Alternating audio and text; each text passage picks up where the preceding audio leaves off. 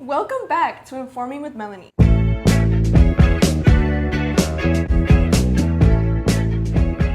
We have a special episode today with the most successful, lovely women I know. But before we get into that, I wanted to wish everyone a happy Christmas and to just be safe out there, guys. I heard about the shooting in San Jose and in that one mall. You just never know when something like that can happen to you. But anyways, today we have someone who I've actually known since first grade, is currently a student at USC, and I will say is very involved with her school and all the extracurriculars, like being an orientation leader at USC, a member of SACNAS and Dickman Lab, ambassador of Charge, and a COPE Health Scholar. She is also a co-president of the Children Health Interpretation Services. She's majoring in neuroscience and minoring in business law and is already graduating next year summer of 2026. Ladies and gentlemen, give a hand to Lulu Saldaña. Whoa! Hi everyone! How are you? So good to see you. I know, me too. So good to see you. I know. Tell us a little bit about yourself, how you grew up, how you got here. No, I think you definitely told my whole story. I don't really know what else to say, but yeah, as you know, since I've met you in first grade, I grew up in Huntington Park with a family of 6, definitely very loud people. My family is very close, so we've always been there for each other. I definitely grew up being like la niña fresa, kind of. Mm-hmm. No, yeah, for real. It was definitely a really nice experience. I really had a great support system, which I think what is the main reason why I'm here today. Yeah, I definitely did my research on you. I know. I'm not gonna lie, I did. And I found out a lot about you that I didn't even know. Really? I knew you so long, and I've never knew that you were you had so much going on. I was actually super shocked that you knew everything about me. I was like, wait, and how did she know about this? I was low-key embarrassed. I was like, how is she gonna think, that I know all this information about you? I think you're a great journalist. Actually? Hello? Yes. Full detective. I know. But yeah, I just want to know more in depth. I did go to school with you, but I really want to know more. I want to go into how you felt, what you went through, and because you're smart.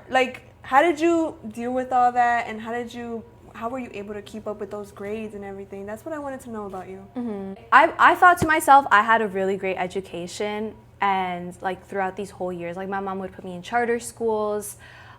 She'd put me in the best schools in the neighborhood. But then once I got to my high school senior year, I realized I was wait, there's so much out there that I don't really know. And a lot of it was because school, and because growing up low income, it was kind of there wasn't enough resources for me. So, growing up, I became more aware of that, and I was like, oh, there's so much more out there. Definitely. I like how you think. I feel like people don't take, advantage of that opportunity and all that, because I feel like we grew up with low income students and all that, and I feel like everybody just went their own way. Mm-hmm. But you really broadened, you blossomed, I feel. Oh. In the success in the education department, and I feel I really look up to you because that's crazy. You do a lot already, and you're in USC. That's a big accomplishment. I don't know. I don't think you understand. Do you grasp that you're in USC? Everybody's you go to USC, and I was like, yeah. No, you have to yeah. A lot of people tell me own it, you got to be proud of it, and I was like, but it's just USC. So I think I definitely do need to take that moment to be I'm in USC, you make, because that's one of the big leagues. That's the big schools, I feel, in my opinion, and you made it there, and I want to say you're thriving, right? Are you keeping up with your grades and all that? I think that's another story to tell too, because I think growing up, I did have really good grades. Coming here, my grades tanked. Yeah, I'm serious. But I think that's mainly because of the resources that we didn't have. Because USC, it's literally known for University of Spoiled Children. There's a bunch of people there with a bunch of high income, lots of resources, really, really smart people. And going in, I was I'm gonna be getting perfect A's. But with a school like that, there's a lot of curves. And in my education, my high school education, it honestly wasn't, it was very good, but it wasn't to the level where I could be really great at USC. For example, like in chemistry, I had like chemistry during COVID time, so I didn't really have chemistry. Like first semester, like I had chemistry, but it was only the beginning. And when I got to college, I got like basic chemistry, general chemistry, and it was only the first 2 weeks where I learned what I learned in high school. Everything else I was so clueless in. And I would talk to my like classmates, and they're like, "Oh yeah, I learned all of this in AP chemistry," and I was like, I never had AP chemistry. We had APs, but not a lot that were like at that level. And I was kind of like bummed out, and that's what like made me realize we didn't all come in the same start line. Exactly. Which is why it's hard to be like, oh yeah, I'm like thriving at USC, because it's like I started over here while everyone else started over here at USC, and it's like I definitely like do see that, and I do like not put myself down for having bad grades because of the like situation I was in. But even then I should be like, oh, you know what, like my mentality in high school was always like, if they could do it, I could do it. So like I'm just trying to keep that going and like try to get the best grades as possible. And that's what matters. That's my little rant. That's what matters. I feel like as long as you have that motivation and that mentality where like I can keep going, I can make it, that's all you need, honestly. Because if you don't have that, you don't have anything. You can't make it like that. You have to have that mindset where you can keep going and keep striving, and that's how I think too, honestly, in my opinion, because it's just, what else can you lean on, you know? Exactly, we have low resources, we have, what else? We don't even have a lot. That compared to what everybody else has, you know, we don't have that. So I feel like just leeching on some motivation is like the boost to finish and like, you know, accomplish a lot. I agree. But tell me a little bit like about high school. Like, were you a popular kid? Were you? From my understanding, I feel like you were. Like, you were known. Really? I feel like you were known. I didn't think I was known. Like, I feel like at that time, like, I always felt like there was never a popular kid. Like, it was always, like, everyone was so, like, everyone was friends with each other. I nominated myself for, like, prom queen because my friend told me, he's like, if you do it, I'll do it. And I was like, okay. And we actually, like, won together, which is super funny. Yeah. You know what? I feel like I remember that, actually. Really? Yeah. I saw a picture. That's crazy, though. You know what? You deserve it, though. Yay, you deserve it because, you know, you're nice and you deserve it. Oh, thank you. But yeah, that made me realize, I was like, wait, a lot of people actually know me. Like, like I'm glad I made those like really nice close relationships with everyone. Having that comfort, I feel like, is what made me strive more too. Because like, it's just that thing of going back to like your support system. Like, you have a friend next to you that you could lean on, and like you have that person that you could just talk to during class and like help each other out, and like it boosts up your ego, which helps you boost up your like mindset and boosts up your education. Yeah, if that definitely. makes sense. Like that's how I always it's thought. like confidence, right? You get the confidence because you're comfortable with people that are around you and all that. And I feel like there's a difference, right? If you don't know anybody, you're like, I don't want to ask questions, or I don't want to do this because you're like shy, right? But I see where you're coming from. So did you get into neuroscience in high school, or did you get into it in college? Tell me about that. Yes. Okay. So honestly, I think mostly in high school, I like didn't really know what I wanted to do. I have always been like what people say, like a well-rounded person, which I don't like to say, but I've always loved to have like multiple different interests and like see what like works best for me. I've always had a passion in fashion, though. Even though I don't look like it right now, guys. I'm sorry. No, my outfit's so basic. I love the outfit. But thank you. But honestly, I was like, okay, let me like actually like do something that like, I don't know, something more educational, I would say.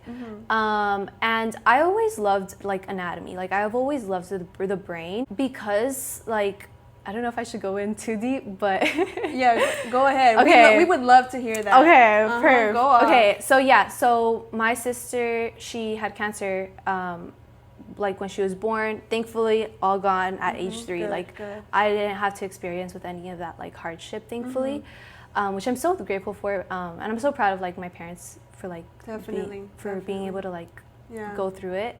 But just like her experience is always like like we would go to the hospital like for checkups, go check on MRIs and stuff like that. And I've always been like, oh my God, I love the brain. Like, I want to see what goes on in her brain. Like the brain was always interesting to me because I was like, how does this happen? Like, what works? Like, what works in your brain? And your brain is like basically like you. Like, you're literally your brain. Your like, actions, I don't know. concept. Yeah, exactly. It's Yeah. everything. And so I was like, like I wanted to mainly do like anatomy, but there was no like schools that had an anatomy major. Yeah. So I searched up like a bunch of like majors, and I was in between like cell biology or neuroscience.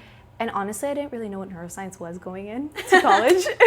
It'd be like that. It really is. Yeah. But USC had a neuroscience program, and I was like, you know what, like I'm leaning more into neuroscience because cell biology is kind of more like general. Yeah. It is not basic. It is the worst. Yeah. It's so hard. Yeah. But yeah, I was like, I kind of chose it mainly by the schools because I was in between USC and Mount St. Mary's for the last one, and Mount St. Mary's I was gonna do like cell biology or something, and I was like, you know what, I'll just do neuroscience.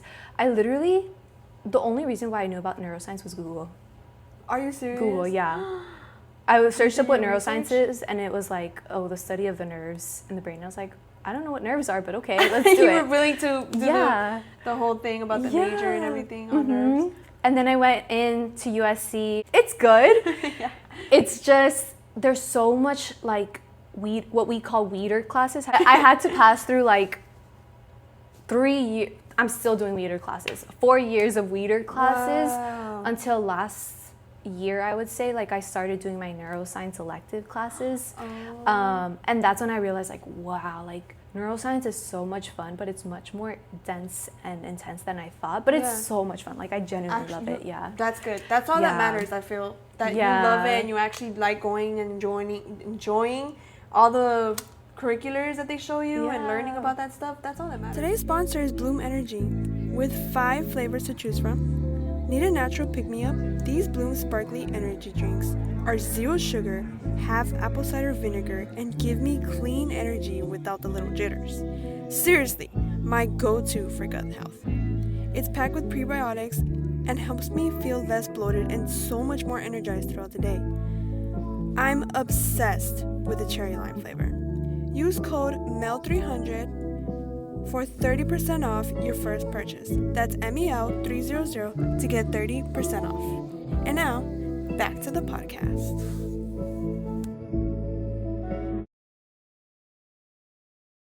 So tell me a little bit about like your USC involvement and like just your college experience right now and just some struggles that you're going through. Yeah, of course. Yeah.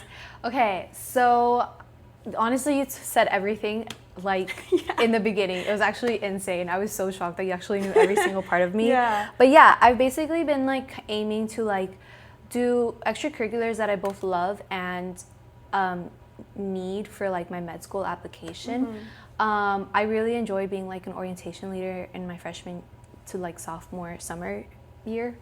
And it was really fun, honestly. That like allowed me to like be more extroverted, be more confident at USC because I always felt like I didn't really have a place at USC, and it really helped me like gain understanding like, oh, I'm here, like like I deserve to be here, right? Yeah. And then I am working at Dickman Lab. It's basically a research lab at USC. I work with flies. I like to say I squish flies for a living. Oh yeah, that's good. I realized I actually kill flies for a living, but you just realized that? Yeah, I realized that like last semester. Oh, that's because I thought the flies were already dead when I squished them, but no, they're just asleep. Okay. Anyways, but yeah, in the lab I do PCRs, which is polymerase chain reactions. I won't get through like the entire details, but it's basically like a 5-hour process where I basically look at the genes of the flies to make sure they're mutated or not for grad students. But I've been doing that for the past 4 years. It's been a really great experience. Very slow for now, but it's still pretty good. I'm president/ambassador of a workout club called Charge. I am like aiming more towards like my science kind of like extracurriculars.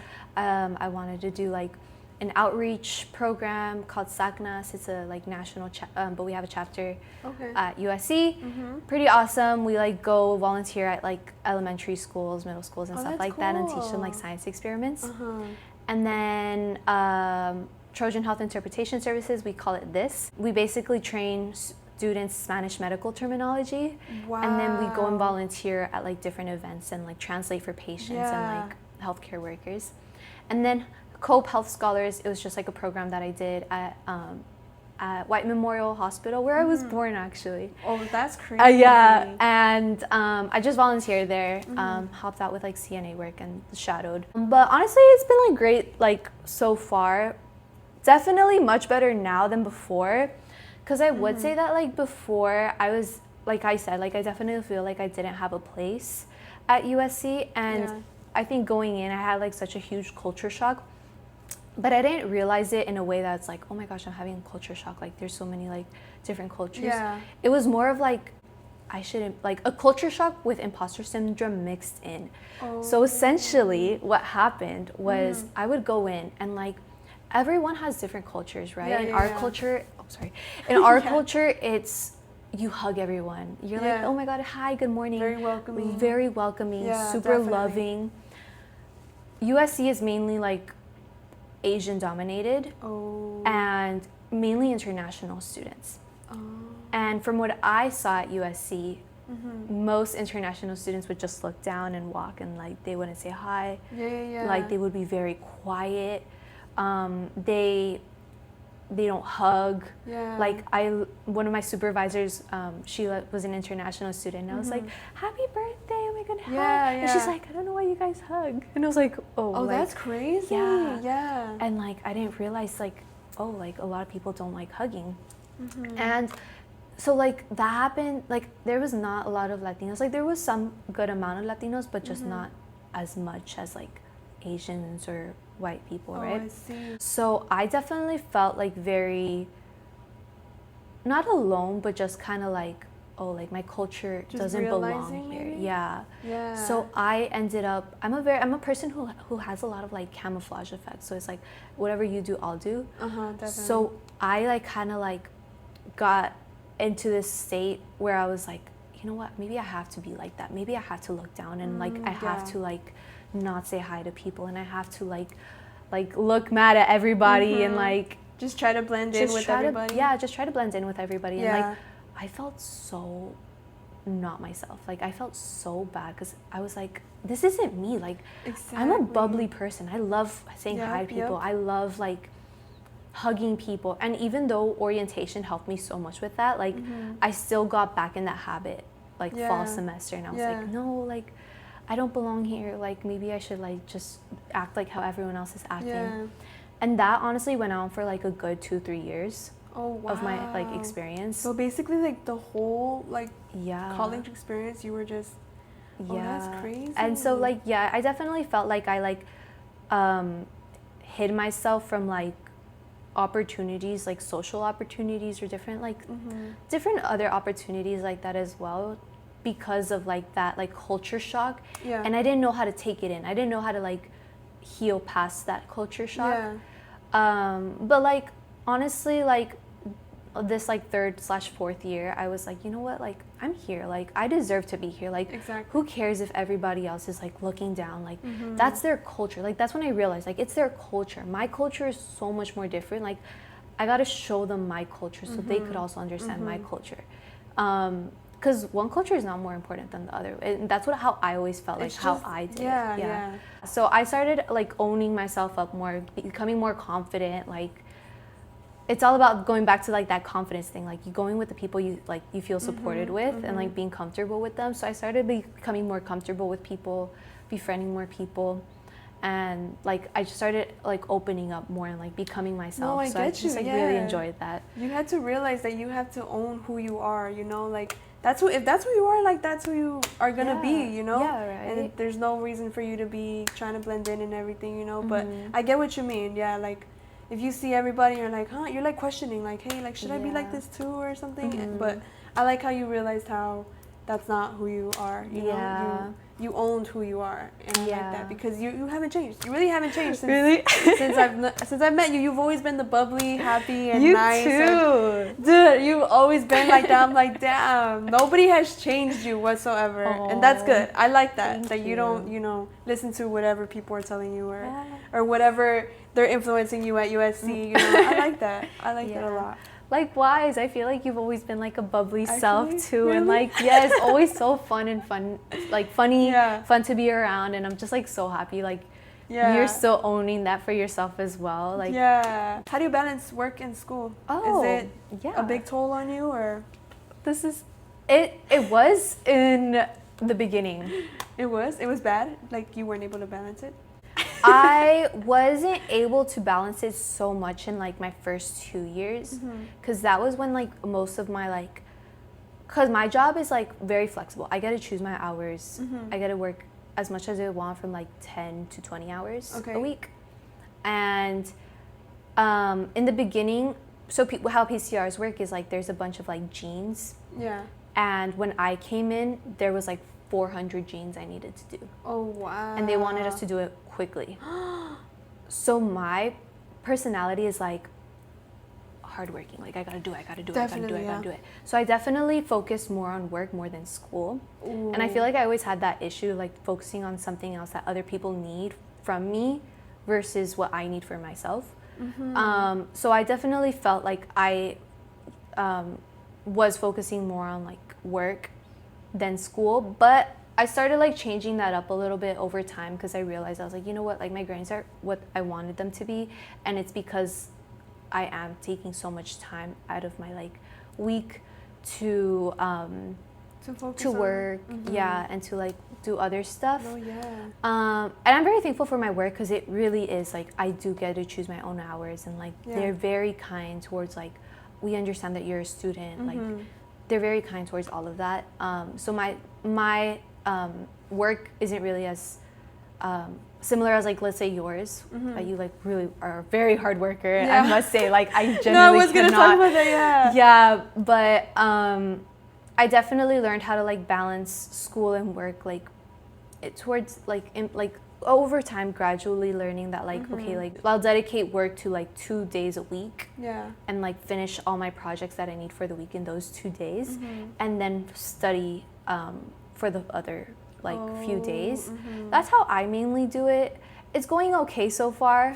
I'm gonna try to do like I'm gonna try to do a new method, which is little work every single day, and then more studying every single day, because retention. Honestly, I think it's just a matter of like seeing what works best for you, like whether it's like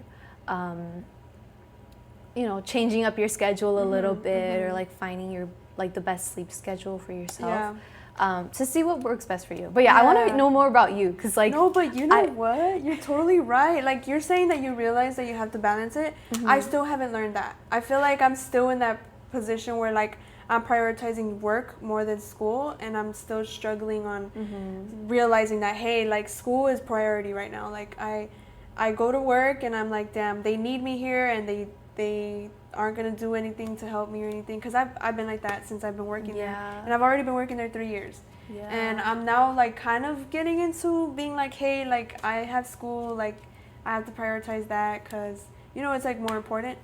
So I'm definitely still learning on that. I feel like I'm still being like having to realize that no, work is like your side thing. It's supposed to be your side thing, and school is your priority. And I'm still trying to like hardwire my brain into thinking, do your school stuff first and then work, you can worry about that. But it's really hard for me, I feel, because it's like my job is already a career, So it's already, you have to be there 8 hours, you have to do 40 hours a week, you have to be there, and that's why I feel like it's a toll on me, because it's like, it's not just a part-time, it's like you have to be there, you have to do your job.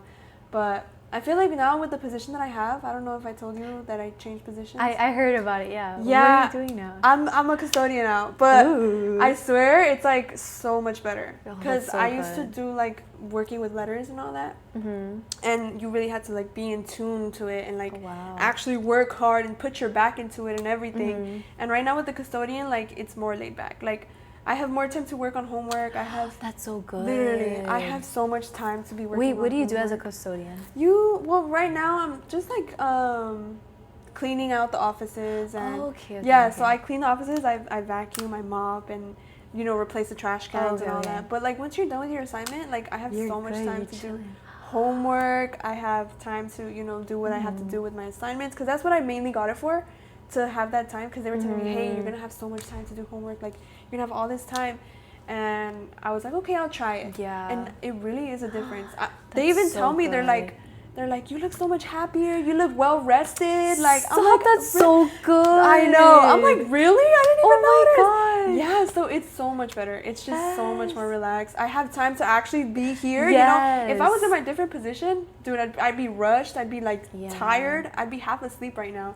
And it really made a big change on that. Yeah. Oh, that's so good. I'm glad. right? I know. I've always like been so like proud of you for like being able to like do work and school. And like even though you say like it's hard to like balance both out, honestly, like I'll tell you this from my experience as well, you're never gonna feel that. You're never gonna feel like you're gonna like be able to like balance both.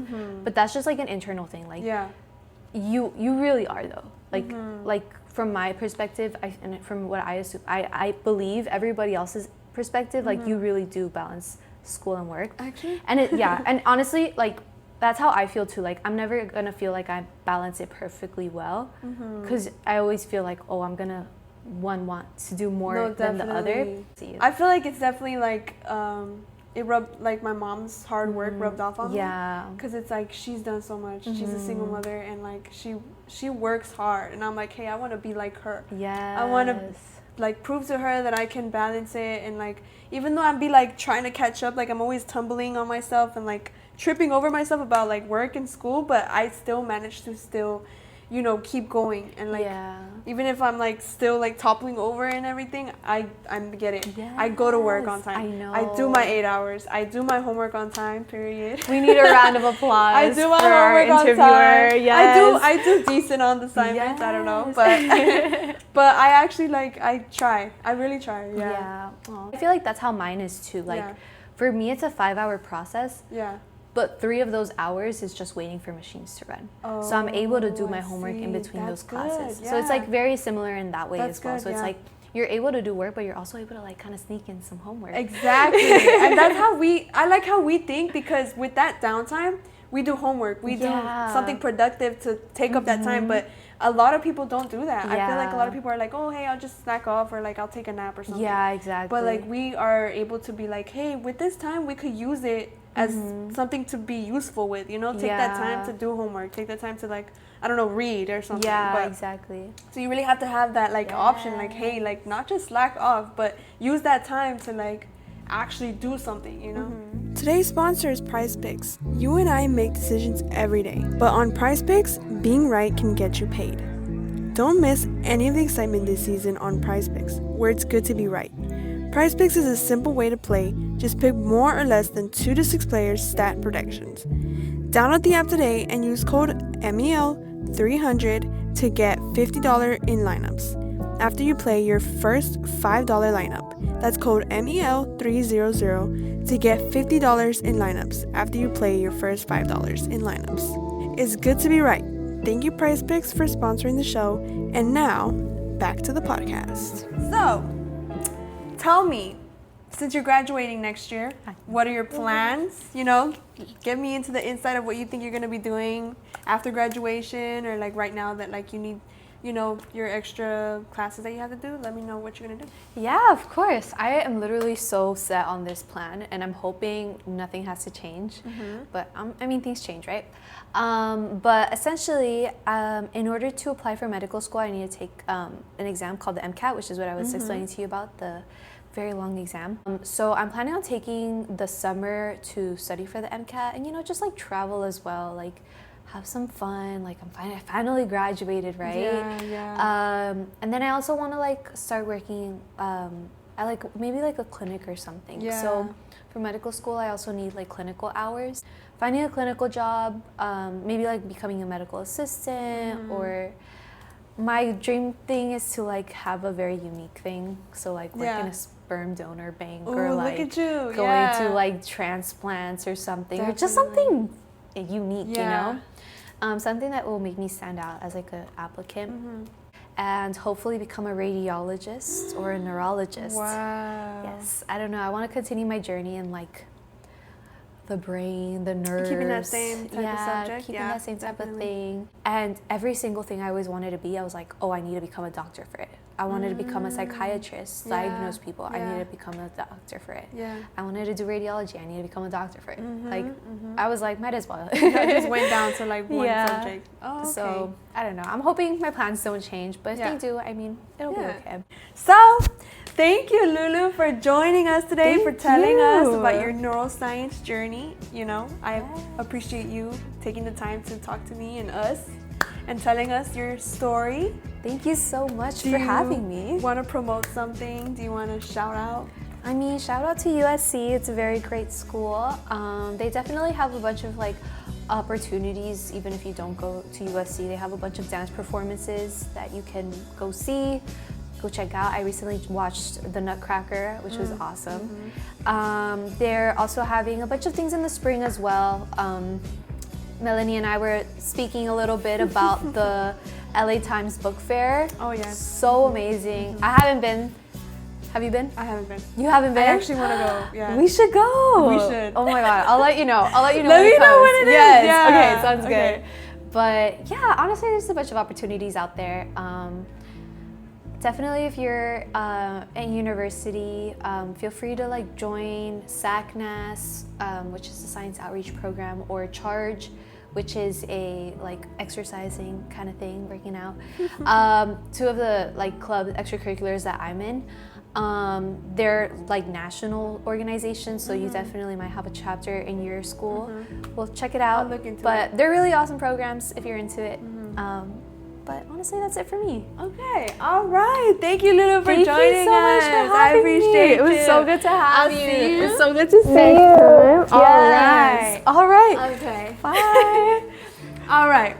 I want to thank my cameraman or woman for helping me today, Elizabeth, of course. Our sponsors, Kevin, the guy who let us use this lovely space to record this podcast episode today. Tune in next podcast, where we'll be talking with an interior designer who is self-made, and we'll be talking about how she has a multi-million-dollar business redoing homes. Yeah. Thank you, and see you guys next time.